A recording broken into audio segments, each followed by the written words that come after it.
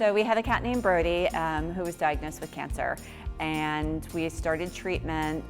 During the process, we spent a lot of time in the hospital and met a lot of other people. And not only did I realize how expensive cancer treatment was, but I started realizing other people were feeling the same way. And some of them were making choices that weren't best for the pet, but financially they just couldn't swing it. So in some conversations with Dustin Lewis, we kind of realized that there was a need out there. Sally's a strength. You know, she's one of the most centered people I know, and she believes in it, and she has a passion for animals. And I think the biggest impact on her was there's a cost, and there's especially a cost of radiation.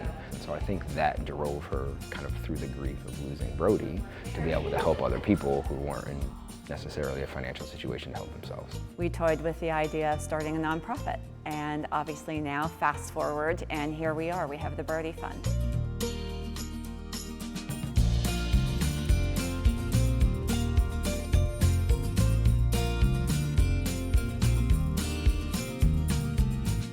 Warrior Pose for Pets is for everybody. I want people to think that, you know, we had a lot of people asking, I've never done yoga before, can I come? Absolutely you can. The teacher can adjust to anybody. It's one of those events that it doesn't matter how much experience you have, it doesn't matter, you know, how comfortable you are. We're all here for the same purpose, and that's to raise money for, you know, a great cause. And, you know, yoga is great because it sits with that intention of helping yourself while serving others.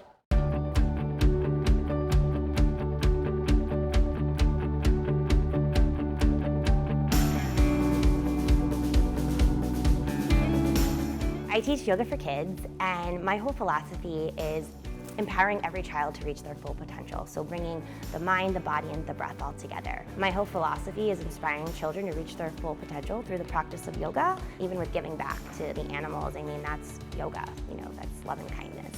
Our energy and animals' energies are very similar in that we just want to love one another, and we want to help out, and we want to be the best we can be. But as humans, it's, you know, more challenging because we have life and we have work, but an animal just has love to go by. That's where yoga comes in, because it gives you that extra step of, it's going to get bad, but it's going to be okay.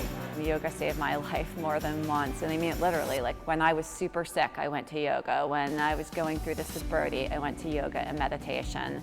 So I think that yoga has a way of just slowing things down, and you need to be taking care of yourself when you're going through these stressful times.